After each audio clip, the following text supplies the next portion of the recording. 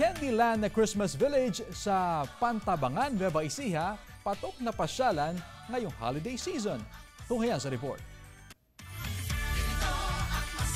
Kasing tamis ng Pasko ang hatid na saya ng Agri-Tourism Park na ito sa Kilometer 5 Barangay Villarica, Pantabangan, Nueva Ecija. Sa Candyland themed Christmas Village na ito, tiyak na di mo mapipigilang mag-selfie sa giant Christmas tree na ito na hitik sa mala-desserts na palamuti. May mga makukulay din na disenyong giant and mini hot air balloons. May kakaiba rin silang paandar gaya ng 5,000 roses na isa sa paboritong atraksyon sa lugar. Di ba sabi nila ang dessert ay panglaban sa stress?